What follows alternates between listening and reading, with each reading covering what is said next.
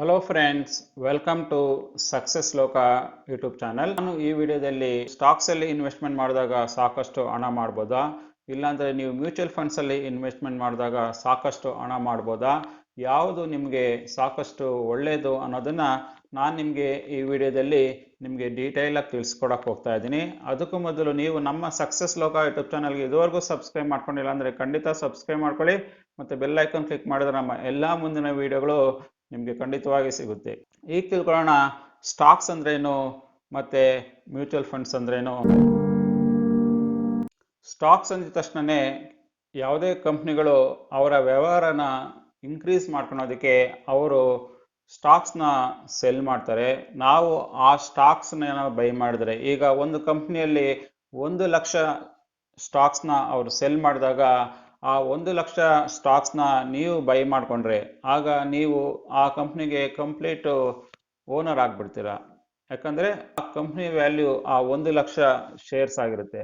ಆದ್ದರಿಂದ ನೀವು 10 ಶೇರ್ ತಗೊಂಡ್ರೆ ನೀವು ಆ ಕಂಪ್ನಿಗೆ ಅಷ್ಟು ಪರ್ಸೆಂಟೇಜು ನೀವು ಓನರ್ಶಿಪ್ ನಿಮಗೆ ಬರುತ್ತೆ. ಫಾರ್ ಎಕ್ಸಾಂಪಲ್ಲು ಇನ್ಫೋಸಿಸ್ ಶೇರ್ಸು ನೀವು ಬೈ ಮಾಡಿದಾಗ ಇನ್ಫೋಸಿಸಲ್ಲಿ ಫಾರ್ ಎಕ್ಸಾಂಪಲ್ಲು 1,00,000 ಶೇರ್ ಇರುತ್ತೆ ಅಂದ್ಕೊಳ್ಳಿ. 1,00,000 ಶೇರಲ್ಲಿ ನೀವು 100 ಶೇರ್ ನೀವು ಬೈ ಮಾಡಿದ್ರೆ ನಿಮಗೆ ಅಷ್ಟು ಪರ್ಸೆಂಟೇಜು ಓನರ್ಶಿಪ್ಪು ನಿಮಗೆ ಬರುತ್ತೆ. ಯಾಕಂದರೆ ನೀವು ಆ ಕಂಪ್ನಿಗೆ ಇನ್ವೆಸ್ಟ್ಮೆಂಟ್ ಮಾಡ್ತಾ ಇದ್ದೀರಾ, ಆ ಕಂಪ್ನಿ ಗ್ರೋತ್ಗೆ ನೀವು ಇನ್ವೆಸ್ಟ್ಮೆಂಟ್ ಮಾಡ್ತಾ ಇದ್ದೀರಾ. ಆಗ ನೀವು ಏನು ಬಂಡವಾಳ ಹಾಕಿರ್ತೀರೋ ಅದರಿಂದ ನಿಮಗೆ ಆ ಕಂಪ್ನಿ ಮೇಲೆ ನಿಮಗೆ ಅಷ್ಟು ಪರ್ಸೆಂಟೇಜು ನಿಮಗೆ ಓನರ್ಶಿಪ್ಪನ್ನು ಖಂಡಿತ ಸಿಗುತ್ತೆ. ಸೊ ಇದು ನೀವು ಸ್ಟಾಕ್ ಪರ್ಚೇಸ್ ಮಾಡಿದಾಗ. ಅದೇ ರೀತಿ ನೀವು ಮ್ಯೂಚುವಲ್ ಫಂಡ್ಸ್ನ ಏನಾದರೂ ಬೈ ಮಾಡಬೇಕು ಅಂದ್ಕೊಂಡಿದ್ರೆ, ಮ್ಯೂಚುವಲ್ ಫಂಡ್ಸಲ್ಲಿ ಏನಂದರೆ ನೀವು ಯಾವುದೇ ಕಂಪ್ನಿ ಶೇರ್ ಮೇಲೆ ಡೈರೆಕ್ಟಾಗಿ ನಿಮ್ಮಷ್ಟು ನೀವೇ ಬಂಡವಾಳ ಹಾಕೋದಿಲ್ಲ. ಮ್ಯೂಚುವಲ್ ಫಂಡ್ಸ್ನ ಮ್ಯಾನೇಜ್ ಮಾಡೋದಕ್ಕೇ ಬೇರೆ ಕಂಪ್ನಿಗಳಿರುತ್ತೆ. ಅವರು ಒಂದು ಫಂಡ್ ಅಂತ ಮಾಡಿಕೊಂಡು ಅಲ್ಲಿ ಎಲ್ಲ ಜನಗಳ ಹತ್ರನೂ ಹಣನ ಕಲೆಕ್ಟ್ ಮಾಡ್ಕೊಳ್ತಾರೆ. ಎಲ್ಲ ಜನಗಳ ಹತ್ರ ಹಣ ಕಲೆಕ್ಟ್ ಮಾಡಿ ಅವರು ಆ ಹಣನ ಬೇರೆ ಕಂಪ್ನಿ ಸ್ಟಾಕ್ಸ್ ಮೇಲೆ ಹಾಕ್ಬೋದು.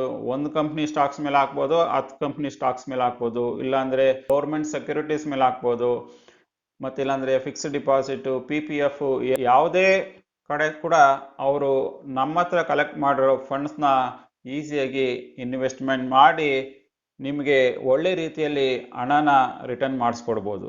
ಅದು ಮ್ಯೂಚುವಲ್ ಫಂಡ್ ಅಂತ. ಇಲ್ಲಿ ಸ್ಟಾಕಲ್ಲಿ ಏನಾಗುತ್ತೆ ಅಂದರೆ ನಿಮ್ಮಷ್ಟು ನೀವೇ ಡೈರೆಕ್ಟಾಗಿ ಕಂಪ್ನಿ ಶೇರ್ ಮೇಲೆ ಇನ್ವೆಸ್ಟ್ಮೆಂಟ್ ಮಾಡೋದ್ರಿಂದ ನಾಳೆ ಕಂಪ್ನಿಗೆ ಪ್ರಾಫಿಟ್ ಆಗಲಿ ಇಲ್ಲಾಂದರೆ ಲಾಸ್ ಆಗಲಿ, ಪ್ರಾಫಿಟ್ ಆದರೆ ನಿಮ್ಮ ಓನರ್ಶಿಪ್ ಜಾಸ್ತಿ ಆಗುತ್ತೆ, ಆದರೆ ನಿಮ್ಮ ಸ್ಟಾಕ್ ಪ್ರೈಸು ಕಡಿಮೆ ಆದಾಗ ಡೈರೆಕ್ಟಾಗಿ ನೀವೇ ಲಾಸ್ ಆಗ್ತೀರಾ. ಇದು ನೀವು ಸ್ಟಾಕ್ಸ್ನ ಬೈ ಮಾಡಿದಾಗ. ಆದರೆ ನೀವು ಮ್ಯೂಚುವಲ್ ಫಂಡ್ಸ್ ಬೈ ಮಾಡಿದಾಗ ಇಲ್ಲೇನಾಗುತ್ತೆ ಅಂದರೆ ರಿಸ್ಕ್ ಸ್ವಲ್ಪ ಕಡಿಮೆ ಇರುತ್ತೆ. ಯಾಕಂದರೆ ನಿಮ್ಮ ಇನ್ವೆಸ್ಟ್ಮೆಂಟು ಒಂದೇ ಒಂದು ಕಂಪ್ನಿ ಮೇಲೆ ಇರೋದಿಲ್ಲ.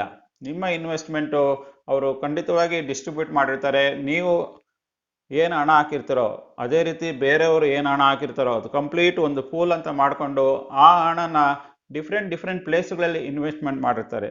ಆಗ ಇನ್ ಕೇಸು ಒಂದು ಕಂಪ್ನಿಯಲ್ಲಿ ಏನಾದರೂ ಪ್ರಾಬ್ಲಮ್ ಬಂದ್ರೂ ಇನ್ನು 9 ಕಂಪ್ನಿಗಳಲ್ಲಿ ಒಂದಲ್ಲ ಒಂದು ರೀತಿಯಲ್ಲಿ ಪ್ರಾಫಿಟ್ ಬಂದೇ ಬರುತ್ತೆ. ಆದ್ದರಿಂದ ಮ್ಯೂಚುವಲ್ ಫಂಡ್ಸಲ್ಲಿ ಹಾಕೋದ್ರಿಂದ ನಿಮಗೆ ರಿಸ್ಕ್ ಸ್ವಲ್ಪ ಕಡಿಮೆ ಇರುತ್ತೆ ನೀವು ಸ್ಟಾಕಲ್ಲಿ ಇನ್ವೆಸ್ಟ್ ಮಾಡೋದಕ್ಕಿಂತ. ನೀವೇನಾದರೂ ಸ್ಟಾಕಲ್ಲಿ ಹಾಕ್ಬೇಕಂದಾಗ ನಿಮಗೆ ಸಾಕಷ್ಟು ರೀತಿಯಲ್ಲಿ ನಾಲೆಜ್ ಇರಬೇಕು. ಯಾಕಂದರೆ ನಿಮ್ಮ ಹಣ ನೀವು ಡೈರೆಕ್ಟಾಗಿ ಸ್ಟಾಕ್ ಮಾರ್ಕೆಟಲ್ಲಿ ಹಾಕೋದ್ರಿಂದ ನಿಮಗೆ ಒಳ್ಳೆ ರೀತಿಯಲ್ಲಿ ನಾಲೆಜ್ ಇರಬೇಕು. ನೀವು ಯಾವ ಕಂಪ್ನಿಯಲ್ಲಿ ಇನ್ವೆಸ್ಟ್ಮೆಂಟ್ ಮಾಡ್ತೀರಾ, ಆ ಕಂಪ್ನಿ ಯಾವ ರೀತಿ ಗ್ರೋತ್ ಮಾಡ್ತಾ ಇದೆ, ಆ ಕಂಪ್ನಿಯಲ್ಲಿ ಡೈರೆಕ್ಟರ್ಸ್ ಯಾರು, ಆ ಕಂಪ್ನಿ ಬ್ಯಾಕ್ಗ್ರೌಂಡ್ ಏನು, ಪ್ರತಿಯೊಂದು ನೀವು ಚೆನ್ನಾಗಿ ತಿಳ್ಕೊಂಡು ಇನ್ವೆಸ್ಟ್ಮೆಂಟ್ ಮಾಡಿದಾಗ ಮಾತ್ರ ನಿಮಗೆ ಒಂದು ರೀತಿಯಲ್ಲಿ ನಿಮಗೆ ಪ್ರಾಫಿಟ್ ಸಿಗುತ್ತೆ ವಿನಃ ನೀವು ಒಳ್ಳೆ ರೀತಿ ರಿಸರ್ಚ್ ಮಾಡಿಲ್ಲ ಅಂದಾಗ ನಿಮಗೆ ಒಳ್ಳೆ ರೀತಿಯಲ್ಲಿ ಪ್ರಾಫಿಟ್ ಸಿಗಲ್ಲ. ನೀವು ಸ್ಟಾಕಲ್ಲಿ ಸಾಕಷ್ಟು ರೀತಿಯಲ್ಲಿ ನಿಮ್ಮ ಹಣನ ಕಳ್ಕೊಳ್ತೀರಾ. ಆದ್ದರಿಂದ ನೀವು ಸ್ಟಾಕಲ್ಲಿ ಇನ್ವೆಸ್ಟ್ಮೆಂಟ್ ಮಾಡ್ಬೇಕಂದಾಗ ನಿಮಗೆ ಒಳ್ಳೆ ಎಕ್ಸ್ಪರ್ಟ್ ನಾಲೆಜ್ ಇರಬೇಕು. ಇನ್ ಕೇಸ್ ನಿಮ್ಮ ಹತ್ರ ನಾಲೆಜ್ ಇಲ್ಲ ಅಂದ್ರೂ ಯಾರು ಎಕ್ಸ್ಪರ್ಟ್ ಇರ್ತಾರೋ ಆ ಫೀಲ್ಡಲ್ಲಿ ಅವರಿಂದ ಆದ್ರೂ ನೀವು ಅಡ್ವೈಸ್ ತಗೊಳ್ಬೇಕು, ನೀವು ಸ್ಟಾಕ್ನಲ್ಲಿ ಇನ್ವೆಸ್ಟ್ ಮಾಡೋ ಹಾಗಿದ್ರೆ. ಅದರಿಂದ ಎಸ್ಪೆಷಲಿ ನೀವೇನಾದರೂ ಬಿಗಿನರ್ಸ್ ಆಗಿದ್ರೆ ಖಂಡಿತವಾಗಿ ಸ್ಟಾಕಲ್ಲಿ ಇನ್ವೆಸ್ಟ್ಮೆಂಟ್ ಮಾಡೋದಕ್ಕಿಂತ ನೀವು ಮ್ಯೂಚುವಲ್ ಫಂಡ್ ರೂಟ್ ಇಳ್ಕೊಂಡ್ರೆ ತುಂಬ ಒಳ್ಳೆಯದು. ಯಾಕಂದರೆ ಮ್ಯೂಚುವಲ್ ಫಂಡ್ಸಲ್ಲಿ ಏನಾಗುತ್ತೆ ಅಂದರೆ ನೀವು ಪ್ರತಿ ತಿಂಗಳು ಇಷ್ಟು ಇಷ್ಟು ಅಂತ ಕಟ್ಕೊಂಡು ಹೋಗ್ತಾ ಇರ್ತೀರಾ. ಆ ಹಣನ ಫಂಡ್ ಮ್ಯಾನೇಜರ್ಸು ಅವರು ರಿಸರ್ಚ್ ಮಾಡಿ ಯಾವ ಕಂಪನಿ ಯಾವ ಸ್ಟಾಕ್ ಚೆನ್ನಾಗಿ ನಡೀತಾ ಇದೆಯೋ ಅದ್ರ ಮೇಲೆ ಇನ್ವೆಸ್ಟ್ಮೆಂಟ್ ಮಾಡ್ತಾರೆ. ಆ ರೀತಿಯಲ್ಲಿ ಅವರು ನಮ್ಮ ಹಣನ ಡಿಫ್ರೆಂಟ್ ಪ್ಲೇಸಲ್ಲಿ ಇನ್ವೆಸ್ಟ್ಮೆಂಟ್ ಮಾಡೋದ್ರಿಂದ ನಿಮಗೆ ರಿಸ್ಕ್ ಸ್ವಲ್ಪ ಕಡಿಮೆ ಇರುತ್ತೆ.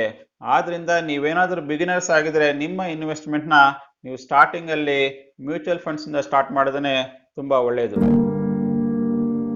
ಸೊ ಈಗ ತಿಳ್ಕೊಳ್ಳೋಣ, ಸ್ಟಾಕ್ ಮಾರ್ಕೆಟಲ್ಲಿ ಇನ್ವೆಸ್ಟ್ಮೆಂಟ್ ಮಾಡಿದ್ರೆ ಜಾಸ್ತಿ ಲಾಭ ಬರುತ್ತಾ, ಇಲ್ಲಾಂದರೆ ಮ್ಯೂಚುವಲ್ ಫಂಡಲ್ಲಿ ಇನ್ವೆಸ್ಟ್ಮೆಂಟ್ ಮಾಡಿದ್ರೆ ಜಾಸ್ತಿ ಲಾಭ ಬರುತ್ತಾ ಅಂದರೆ, ನಾವು ಹಿಸ್ಟ್ರಿನ ತೆಗೆದು ನೋಡಿದಾಗ, ನಾವು ಲಾಸ್ಟ್ ಒಂದು 10 ಇಯರ್ಸು 15 ಇಯರ್ಸು ಹಿಸ್ಟ್ರಿ ತೆಗೆದು ನೋಡಿದಾಗ ಖಂಡಿತವಾಗಿ ಸ್ಟಾಕಲ್ಲಿ ಇನ್ವೆಸ್ಟ್ಮೆಂಟ್ ಮಾಡಿದಾಗ ನಮಗೆ ಸಾಕಷ್ಟು ಒಳ್ಳೆ ರಿಟರ್ನ್ ಬರುತ್ತೆ. ನಮಗೆ ಸ್ಟಾಕಲ್ಲಿ ಇನ್ವೆಸ್ಟ್ಮೆಂಟ್ ಮಾಡಿದಾಗ 15% 20% ರೀತಿಯಲ್ಲೆಲ್ಲನೂ ನಮಗೆ ರಿಟರ್ನ್ ಸಿಗುತ್ತೆ, ನಾವು ಒಳ್ಳೆ ರೀತಿಯಲ್ಲಿ ಸ್ಟಾಕ್ನ ಚೂಸ್ ಮಾಡಿ ಇನ್ವೆಸ್ಟ್ಮೆಂಟ್ ಮಾಡಿದ್ರೆ. ಈ ರೀತಿ ನೀವು ಮ್ಯೂಚುವಲ್ ಫಂಡಲ್ಲಿ ಇನ್ವೆಸ್ಟ್ಮೆಂಟ್ ಮಾಡಿದ್ರೂ ನಿಮಗೆ ಖಂಡಿತವಾಗಿ ಒಂದು 10-15% ಖಂಡಿತವಾಗಿ ನಿಮಗೆ ಡೀಸೆಂಟಾಗಿ ರಿಟರ್ನ್ ಬರುತ್ತೆ. ನೀವು ಯಾವ ಫಂಡ್ಸ್ಗಳನ್ನ ಚೂಸ್ ಮಾಡ್ಕೊಳ್ತೀರಾ, ಯಾವುದ್ರ ಮೇಲೆ ಇನ್ವೆಸ್ಟ್ಮೆಂಟ್ ಮಾಡ್ತೀರಾ ಅನ್ನೋದ್ರ ಮೇಲೇನೂ ಡಿಪೆಂಡ್ ಆಗಿರುತ್ತೆ. ನೀವು ಆವರೇಜ್ ತೊಗೊಂಡಾಗ ಲಾಸ್ಟ್ 10 ಇಯರ್ಸ್ ಆವರೇಜ್ ತೊಗೊಂಡಾಗ ನಿಮಗೆ ಮ್ಯೂಚುವಲ್ ಫಂಡ್ಸಲ್ಲೂ ಮಿನಿಮಮ್ 10-15% ಅಂತೂ ಖಂಡಿತವಾಗಿ ರಿಟರ್ನ್ ಸಿಗುತ್ತೆ.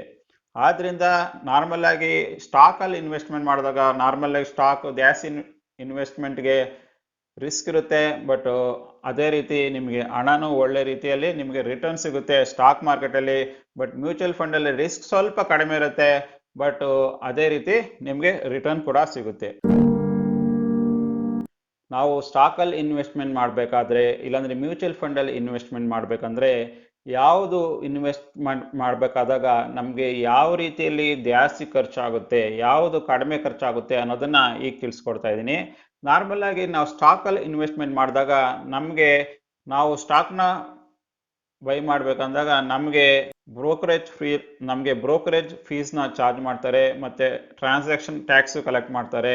ಅದೇ ರೀತಿ ನಾವು ಸ್ಟಾಕಲ್ಲಿ ಇನ್ವೆಸ್ಟ್ಮೆಂಟ್ ಮಾಡಿದಾಗ ನಮ್ಮಲ್ಲಿ ಒಂದು ಡಿಮ್ಯಾಟ್ ಅಕೌಂಟನ್ನು ಇರಬೇಕಾಗುತ್ತೆ. ನಮ್ಮಲ್ಲಿ ಒಂದು ಡಿಮ್ಯಾಟ್ ಅಕೌಂಟ್ ಇರಬೇಕು ನಾವು ಸ್ಟಾಕಲ್ಲಿ ಇನ್ವೆಸ್ಟ್ಮೆಂಟ್ ಮಾಡಬೇಕಾದ್ರೆ. ಅದೇ ರೀತಿ ನೀವು ಮ್ಯೂಚುವಲ್ ಫಂಡಲ್ಲಿ ಇನ್ವೆಸ್ಟ್ಮೆಂಟ್ ಮಾಡಬೇಕಂದಾಗ ನಿಮ್ಮಲ್ಲಿ ಒಂದು ಬ್ಯಾಂಕ್ ಅಕೌಂಟ್ ಇದ್ದರೆ ನಿಮ್ಮ ಬ್ಯಾಂಕಿಂದ ನೀವು ಮ್ಯೂಚುವಲ್ ಫಂಡ್ಸ್ನ ಓಪನ್ ಮಾಡ್ಕೊಳ್ಬೋದು. ಆದರೆ ನೀವು ಏನು ಇನ್ವೆಸ್ಟ್ಮೆಂಟ್ ಮಾಡ್ತಿರೋ ಆ ಫಂಡ್ಗಳು ಕೆಲವು ಫಂಡ್ ಮ್ಯಾನೇಜರ್ಸು ಅದನ್ನು ಮ್ಯಾನೇಜ್ ಮಾಡೋದ್ರಿಂದ ಅವರು ಇಷ್ಟು ಕಮಿಷನ್ ಅಂತಲೂ ಖಂಡಿತ ಆ ಫಂಡ್ಸ್ನ ಮ್ಯಾನೇಜ್ ಮಾಡೋದಕ್ಕೆ ನಿಮ್ಮಿಂದ ಇಸ್ಕೊಳ್ತಾರೆ. ಓವರಾಲ್ ಕಂಪೇರ್ ಮಾಡಿದ್ರೆ ಕಾಸ್ಟು ಮ್ಯೂಚುವಲ್ ಫಂಡ್ಸಲ್ಲಿ ಸ್ವಲ್ಪ ಜಾಸ್ತಿ ಇರುತ್ತೆ ಇನ್ವೆಸ್ಟ್ಮೆಂಟ್ ಮಾಡಬೇಕಾದ್ರೆ, ಆದರೆ ಸ್ಟಾಕಲ್ಲಿ ನಿಮಗೆ ಅಷ್ಟು ಇನ್ವೆಸ್ಟ್ಮೆಂಟ್ ಕಾಸ್ಟ್ ಆಗೋದಿಲ್ಲ ನೀವು ಸ್ಟಾಕಲ್ಲಿ ಇನ್ವೆಸ್ಟ್ಮೆಂಟ್ ಮಾಡೋದ್ರಿಂದ. ನೀವೇನಾದರೂ ಸ್ಟಾಕ್ಸಲ್ಲಿ ಇನ್ವೆಸ್ಟ್ಮೆಂಟ್ ಮಾಡಬೇಕು ಇಲ್ಲಾಂದರೆ ಮ್ಯೂಚುವಲ್ ಫಂಡ್ಸಲ್ಲಿ ಇನ್ವೆಸ್ಟ್ಮೆಂಟ್ ಮಾಡಬೇಕಂದ್ರೆ ನಿಮಗೆ ಏನೆಲ್ಲ ಟ್ಯಾಕ್ಸಲ್ಲಿ ಎಕ್ಸಂಪ್ಷನ್ ಸಿಗುತ್ತೆ, ಏನು ನಮಗೆ ಟ್ಯಾಕ್ಸ್ ಬೆನಿಫಿಟ್ ಸಿಗುತ್ತೆ ಅಂದರೆ, ನಮಗೆ ನಿಮಗೆ ಸ್ಟಾಕಲ್ಲಾದರೂ ಇನ್ವೆಸ್ಟ್ಮೆಂಟ್ ಮಾಡಿ ಇಲ್ಲಾಂದರೆ ಮ್ಯೂಚುವಲ್ ಫಂಡ್ಸಲ್ಲಾದರೂ ಇನ್ವೆಸ್ಟ್ ಮಾಡಿ ನಿಮಗೆ ಲಾಂಗ್ ಟರ್ಮ್ ಗೈನು ಮತ್ತು ಶಾರ್ಟ್ ಟರ್ಮ್ ಗೈನು ಅಂತ ಕ್ಯಾಲ್ಕುಲೇಟ್ ಮಾಡ್ತಾರೆ. ಎರಡಕ್ಕೂ ಸ್ಟಾಕ್ ಮಾರ್ಕೆಟ್ಗೂ ಇಲ್ಲಾಂದರೆ ಮ್ಯೂಚುವಲ್ ಫಂಡ್ಸ್ಗೂ ಎರಡಕ್ಕೂ ಒಂದೇ ರೀತಿಯಲ್ಲಿ ಟ್ಯಾಕ್ಸ್ ಇಂಪ್ಲಿಕೇಶನ್ ಆಗುತ್ತೆ. ನೀವು ಏನಾದರೂ ELSS ಈಕ್ವಿಟಿ ಲಿಂಕ್ಡ್ ಸೇವಿಂಗ್ ಸ್ಕೀಮಲ್ಲಿ ಏನಾದರೂ ಇನ್ವೆಸ್ಟ್ ಮಾಡಿದ್ರೆ ನಿಮಗೆ ಅಲ್ಲಿ ಟ್ಯಾಕ್ಸ್ ಸೇವಿಂಗ್ ಸಿಗುತ್ತೆ ನಿಮಗೆ ಸೆಕ್ಷನ್ 80C ಮತ್ತು ನೀವು ಅಲ್ಲಿ ಈಕ್ವಿಟಿ ಅಲ್ಲಿ ಏನಾದರೂ ಇನ್ವೆಸ್ಟ್ಮೆಂಟ್ ಮಾಡಿದಾಗ ನಿಮಗೆ 3 ವರ್ಷ ಲಾಕ್-ಇನ್ ಪೀರಿಯಡ್ ಇರುತ್ತೆ. ನೀವು ಒಂದ್ಸಲ ಇನ್ವೆಸ್ಟ್ಮೆಂಟ್ ಮಾಡಿಬಿಟ್ರೆ 3 ವರ್ಷದವರೆಗೂ ಆ ಫಂಡ್ನ ನೀವು ಖಂಡಿತವಾಗಿ ತೆಗೆಯೋಕ್ಕಾಗೋದಿಲ್ಲ. ಯಾಕಂದರೆ ನಿಮಗೆ ಗೌರ್ಮೆಂಟರು ಕೆಲವು ಎಕ್ಸಂಪ್ಷನ್ಸ್ ಕೊಟ್ಟಿರ್ತಾರೆ ಟ್ಯಾಕ್ಸಲ್ಲಿ. ಆದ್ದರಿಂದ ನೀವು 3 ವರ್ಷ ನೀವು ಹಣನ ತೆಗಿಲಿಲ್ಲ ಅಂದರೆ ಖಂಡಿತವಾಗಿ ನಿಮಗೆ 80C ನಿಮಗೆ ಎಕ್ಸಂಪ್ಷನ್ ಸಿಗುತ್ತೆ. ನಾವು ಈಗ ತಿಳ್ಕೊಳ್ಳೋಣ, ನಾವು ಇನ್ ಕೇಸ್ ಏನಾದರೂ ರೆಗ್ಯುಲರ್ ಆಗಿ ಇನ್ವೆಸ್ಟ್ಮೆಂಟ್ ಮಾಡಬೇಕು, ಇನ್ವೆಸ್ಟ್ಮೆಂಟ್ ಮಾಡಬೇಕು, ನಮ್ಮಲ್ಲಿ ತಿಂಗಳಿಗೊಂದ್ಸಲಿ ಸ್ವಲ್ಪ ಹಣ ಬರುತ್ತೆ, ನಾವು ಆ ಹಣನ ರೆಗ್ಯುಲರ್ ಆಗಿ ಇನ್ವೆಸ್ಟ್ಮೆಂಟ್ ಮಾಡಬೇಕು ಅಂದ್ಕೊಂಡಿದ್ರೆ ಖಂಡಿತವಾಗಿ ನಿಮಗೆ ಮ್ಯೂಚುವಲ್ ಫಂಡ್ಸು ತುಂಬ ಅಡ್ವಾಂಟೇಜ್ ಆಗುತ್ತೆ. ಯಾಕಂದರೆ ಮ್ಯೂಚುವಲ್ ಫಂಡ್ಸಲ್ಲಿ ನೀವು ಸಿಸ್ಟಮ್ಯಾಟಿಕ್ ಇನ್ವೆಸ್ಟ್ಮೆಂಟ್ ಪ್ಲಾನಲ್ಲಿ ಇನ್ವೆಸ್ಟ್ಮೆಂಟ್ ಮಾಡಿದ್ರೆ ಪ್ರತಿ ತಿಂಗಳು ಸ್ವಲ್ಪ ಅಂತ ಈಸಿಯಾಗಿ ಇನ್ವೆಸ್ಟ್ಮೆಂಟ್ ಮಾಡ್ಕೊಳ್ಬೋದು ಮ್ಯೂಚುವಲ್ ಫಂಡಲ್ಲಿ ಇನ್ವೆಸ್ಟ್ಮೆಂಟ್ ಮಾಡಿದಾಗ. ಅದೇ ರೀತಿಯಲ್ಲಿ ನೀವು ಸ್ಟಾಕಲ್ಲೂ ಇನ್ವೆಸ್ಟ್ಮೆಂಟ್ ಮಾಡ್ಬೋದು, ಆದರೆ ಸ್ವಲ್ಪ ಕಾಂಪ್ಲಿಕೇಶನ್ ಆಗಿರುತ್ತೆ. ಯಾಕಂದರೆ ನೀವು ಕಡಿಮೆ ಮೊತ್ತದ ಹಣದಲ್ಲಿ ನೀವು ಸ್ಟಾಕ್ ಬೈ ಮಾಡಬೇಕಂದಾಗ ನಿಮಗೆ ಒಳ್ಳೆ ರೀತಿ ಸ್ಟಾಕ್ಗಳು ಖಂಡಿತವಾಗಿ ಸಿಗೋದಿಲ್ಲ. ಆದರೆ ಪ್ರತಿಯೊಂದು ಸಲಿನೂ ನೀವು ಸ್ಟಾಕ್ನ ಬೈ ಮಾಡಬೇಕಂದಾಗ ಸಾಕಷ್ಟು ರೀತಿಯಲ್ಲಿ ರಿಸರ್ಚ್ ಮಾಡಬೇಕಾಗುತ್ತೆ, ಸಾಕಷ್ಟು ತಲೆನೋವಾಗುತ್ತೆ. ಆದ್ದರಿಂದ ನೀವು ಇನ್ವೆಸ್ಟ್ಮೆಂಟ್ ಪರ್ಸ್ಪೆಕ್ಟಿವ್ ಮತ್ತು ರೆಗ್ಯುಲರ್ ಇನ್ವೆಸ್ಟಿಂಗ್ ಪರ್ಸ್ಪೆಕ್ಟಿವ್ ಅಂದಾಗ ನಿಮಗೆ ಮ್ಯೂಚುವಲ್ ಫಂಡಲ್ಲಿ ಸಾಕಷ್ಟು ರೀತಿಯಲ್ಲಿ ನಿಮಗೆ ಬೆನಿಫಿಟ್ ಸಿಗುತ್ತೆ. ಸೊ ಈಗ ತಿಳ್ಕೊಳ್ಳೋಣ, ನಾವು ಮ್ಯೂಚುವಲ್ ಫಂಡ್ಸಲ್ಲಿ ಇಲ್ಲಾಂದರೆ ಸ್ಟಾಕ್ಸಲ್ಲಿ ಎಷ್ಟು ಕಡಿಮೆ ಬಂಡವಾಳ ಹಾಕ್ಕೊಂಡು ಇನ್ವೆಸ್ಟ್ಮೆಂಟ್ ಮಾಡ್ಬೋದು, ಎಷ್ಟು ಕಡಿಮೆ ಹಣ ಬೇಕು ನಮಗೆ ಏನಾದರೂ ಮ್ಯೂಚುವಲ್ ಫಂಡ್ಸ್ನ ಬೈ ಮಾಡಬೇಕು ಇಲ್ಲಾಂದರೆ ಸ್ಟಾಕ್ಸ್ನ ಬೈ ಮಾಡಬೇಕು ಅಂದಾಗ ನೀವು ಮ್ಯೂಚುವಲ್ ಫಂಡ್ಸಲ್ಲಿ ಏನಾದರೂ ಇನ್ವೆಸ್ಟ್ಮೆಂಟ್ ಮಾಡಬೇಕಂದಾಗ ನಿಮಗೆ ಬೇಕಾಗಿರೋದು ಮಿನಿಮಮ್ 100 ರುಪೀಸು. ಮಿನಿಮಮ್ 100 ರುಪೀಸ್ ಇದ್ದರೆ ನೀವು ಮ್ಯೂಚುವಲ್ ಫಂಡ್ಸಲ್ಲಿ ಇನ್ವೆಸ್ಟ್ಮೆಂಟ್ ಮಾಡ್ಬೋದು. ಆದರೆ ಅದೇ ರೀತಿ ನೀವು ಸ್ಟಾಕ್ಸಲ್ಲಿ ಏನಾದರೂ ಇನ್ವೆಸ್ಟ್ಮೆಂಟ್ ಮಾಡಬೇಕಂದ್ರೆ ನಿಮ್ಮಲ್ಲಿ ಸ್ವಲ್ಪ ಜಾಸ್ತಿ ಹಣ ಬೇಕಾಗುತ್ತೆ. ಯಾಕಂದರೆ ಯಾವ ಕಂಪ್ನಿ ಶೇರು ಎಷ್ಟು ರೇಟ್ ಇರುತ್ತೋ ಅದಕ್ಕೆ ತಕ್ಕಂತೆ ನಿಮ್ಮಲ್ಲಿ ಹಣ ಬೇಕಾಗಿರುತ್ತೆ. ಇಲ್ಲಿ 100 ರುಪೀಸ್ ಅಂದಿದ ತಕ್ಷಣ ಸಿಸ್ಟಮ್ಯಾಟಿಕ್ ಇನ್ವೆಸ್ಟ್ಮೆಂಟ್ ಪ್ಲಾನಲ್ಲಿ ರೆಗ್ಯುಲರ್ ಆಗಿ ಇನ್ವೆಸ್ಟ್ಮೆಂಟ್ ಮಾಡೋ ರೀತಿಯಲ್ಲಿ ಸ್ಟಾಕಲ್ಲಿ ಇರೋದಿಲ್ಲ. ಯಾವ ಕಂಪ್ನಿ ಸ್ಟಾಕ್ಸ್ ಏನು ರೇಟ್ ಇದೆಯೋ ಆ ರೇಟಲ್ಲಿ ನೀವು ದುಡ್ಡು ಕೊಟ್ಟು ಆ ಸ್ಟಾಕ್ನ ಬೈ ಮಾಡಬೇಕಾಗುತ್ತೆ, ನೀವು ಎವ್ರಿ ತಿಂಗಳು ಏನಾದರೂ ರೆಗ್ಯುಲರ್ ಆಗಿ ಇನ್ವೆಸ್ಟ್ಮೆಂಟ್ ಮಾಡಬೇಕಂದ್ರೆ. ಸೊ ನಾವೇನಾದರೂ ಇನ್ವೆಸ್ಟ್ಮೆಂಟ್ ಮಾಡಬೇಕು ಅಂದ್ಕೊಂಡಿದ್ರೆ ಸ್ಟಾಕಲ್ಲೋ ಇಲ್ಲಾಂದರೆ ಮ್ಯೂಚುವಲ್ ಫಂಡಲ್ಲಿ ನಮಗೆ ನಮ್ಮ ಎಫರ್ಟ್ಸು ಯಾವುದ್ರಲ್ಲ ಜಾಸ್ತಿ ಇರುತ್ತೆ ಅಂತ ತಿಳ್ಕೊಳ್ಳೋಣ. ನಾವು ಮ್ಯೂಚುವಲ್ ಫಂಡಲ್ಲಿ ಇನ್ವೆಸ್ಟ್ಮೆಂಟ್ ಮಾಡೋದ್ರಿಂದ ನಮ್ಮ ಟೈಮು, ಯಾಕಂದರೆ ನಾವು ಪ್ರತಿಯೊಂದು ಸಲ ಇನ್ವೆಸ್ಟ್ಮೆಂಟ್ ಮಾಡಿದಾಗೂ ನಮಗೆ ಸಾಕಷ್ಟು ಟೈಮ್ ಹಿಡಿಯೋಗಿದ್ರೆ, ಯಾಕಂದರೆ ಟೈಮ್ ಈಸ್ ಮನಿ ಅಂತೀವಿ. ನಾವು ನಮ್ಮ ಹಣ ಇನ್ವೆಸ್ಟ್ಮೆಂಟ್ ಮಾಡಿದಾಗೂ ನಮ್ಮ ಟೈಮು ಸಾಕಷ್ಟು ವೇಸ್ಟ್ ಆಗೋಂಗಿದ್ರೆ ಅದರಿಂದ ನಮಗೆ ಜಾಸ್ತಿ ಪ್ರಾಫಿಟ್ ಬರಬೇಕು. ಇನ್ ಕೇಸ್ ಅಷ್ಟು ಪ್ರಾಫಿಟ್ ಬರಿಲ್ಲ ಅಂದರೆ ಏನು ಯೂಸ್ ಇರಲ್ವಲ್ಲ. ಆದ್ದರಿಂದ ನಾವು ಅರ್ಥ ಮಾಡ್ಕೊಳ್ಬೇಕು, ಇನ್ವೆಸ್ಟ್ಮೆಂಟ್ ಮಾಡಿದಾಗ ಮ್ಯೂಚುವಲ್ ಫಂಡ್ಸಲ್ಲಿ ಇನ್ವೆಸ್ಟ್ಮೆಂಟ್ ಮಾಡಿದಾಗ ನಿಮಗೆ ಅಷ್ಟು ಟೈಮ್ ಹಿಡಿಯೋದಿಲ್ಲ. ಯಾಕಂದರೆ ನೀವು ಆನ್ಲೈನಲ್ಲೇ ಇನ್ಸ್ಟ್ರಕ್ಷನ್ ಕೊಟ್ಕೊಂಡ್ಬಿಡ್ಬೋದು. ನೀವು ರೆಗ್ಯುಲರ್ ಇನ್ವೆಸ್ಟ್ಮೆಂಟ್ ಪ್ಲಾನ್ ಅಂತ ಮಾಡ್ಕೊಂಡಾಗ ನಿಮ್ಮದೇ ಆದಂಥ ಫಂಡ್ ಮ್ಯಾನೇಜರ್ಸ್ ಇರ್ತಾರೆ. ಆ ಫಂಡ್ಸ್ ನೀವೇನು ಕಲೆಕ್ಟ್ ಆಗಿರುತ್ತೋ ಎಲ್ಲ ಪೂಲಲ್ಲಿ ಏನು ಕಲೆಕ್ಟ್ ಆಗಿರುತ್ತೋ ಆ ಫಂಡ್ಸ್ನ ಅವ್ರು ರೆಗ್ಯುಲರ್ ಆಗಿ ನೀವು ಯಾವ ಪ್ಲಾನ್ನ ಚೂಸ್ ಮಾಡ್ಕೊಂಡಿರ್ತಾರೋ ಆ ಪ್ಲಾನ್ ಪ್ರಕಾರ ಅವರು ಎಲ್ಲ ಕಡೆ ಇನ್ವೆಸ್ಟ್ಮೆಂಟ್ ಮಾಡ್ತಿರ್ತಾರೆ. ಅದರಿಂದ ಬರೋ ರಿಟರ್ನ್ನ ನಿಮಗೆ ಕೊಡ್ತಿರ್ತಾರೆ. ಆದ್ದರಿಂದ ನಿಮಗೆ ಅಷ್ಟು ಕಷ್ಟ ಅನಿಸೋದಿಲ್ಲ ನೀವು ಮ್ಯೂಚುವಲ್ ಫಂಡ್ಸಲ್ಲಿ ರೆಗ್ಯುಲರ್ ಆಗಿ ಇನ್ವೆಸ್ಟ್ಮೆಂಟ್ ಮಾಡೋದ್ರಿಂದ. ಆದರೆ ನೀವು ಸ್ಟಾಕಲ್ಲಿ ಏನಾದರೂ ಇನ್ವೆಸ್ಟ್ಮೆಂಟ್ ಮಾಡಬೇಕಂದ್ರೆ ನೀವು ರೆಗ್ಯುಲರ್ ಆಗಿ ರಿಸರ್ಚ್ ಮಾಡ್ತಾ ಇರಬೇಕು. ಮಾರ್ಕೆಟ್ ಅಪ್ಸ್ ಆ್ಯಂಡ್ ಡೌನ್ಸು ಪ್ರತಿಯೊಂದನ್ನು ತಿಳ್ಕೊಳ್ತಾ ಇದ್ದಿರಬೇಕು. ಆಗ ಮಾತ್ರ ನೀವು ಒಳ್ಳೆ ರೀತಿಯಲ್ಲಿ ಇನ್ವೆಸ್ಟ್ಮೆಂಟ್ ಮಾಡೋಕ್ಕೆ ಸಾಧ್ಯ. ಇಲ್ಲಾಂದರೆ ಖಂಡಿತವಾಗಿ ನೀವು ಇನ್ವೆಸ್ಟ್ಮೆಂಟ್ ಮಾಡಿದ್ರೂ ಅದು ಲಾಸ್ ಆಗೋ ಎಲ್ಲ ಚಾನ್ಸಸ್ ಇರುತ್ತೆ.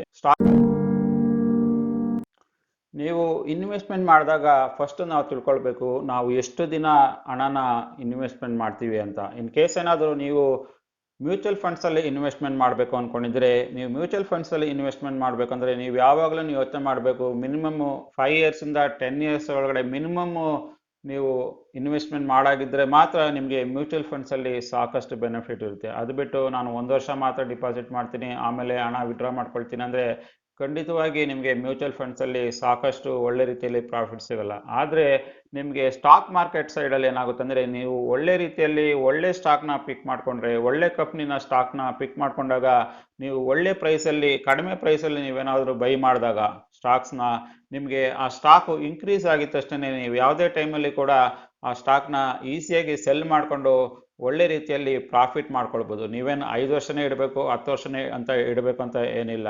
ನಿಮ್ಗೆ ಈಗ ಕಂಪ್ಲೀಟಾಗಿ ಅರ್ಥ ಆಗಿರ್ಬೋದು ಸ್ಟಾಕ್ಸ್ ಅಂದ್ರೇನು, ಮ್ಯೂಚುವಲ್ ಫಂಡ್ಸ್ ಅಂದ್ರೇನು, ಸ್ಟಾಕಲ್ಲಿ ಏನು ಬೆನಿಫಿಟ್ ಇದೆ, ಮ್ಯೂಚುವಲ್ ಫಂಡ್ಸಲ್ಲಿ ಏನು ಬೆನಿಫಿಟ್ ಇದೆ, ಏನೆಲ್ಲ ಡಿಫ್ರೆನ್ಸಸ್ ಇದೆ ನಾವು ಇನ್ವೆಸ್ಟ್ಮೆಂಟ್ ಮಾಡಬೇಕಂದ್ರೆ ಸ್ಟಾಕ್ಸಲ್ಲಿ ಕೂಡ ಮ್ಯೂಚುವಲ್ ಫಂಡ್ಸಲ್ಲಿ ಕೂಡ ಅನ್ನೋದನ್ನು ಈ ವಿಡಿಯೋದಲ್ಲಿ ನಿಮಗೆ ಡೀಟೇಲ್ ಆಗಿ ತಿಳಿಸ್ಕೊಟ್ಟಿದ್ದೀನಿ.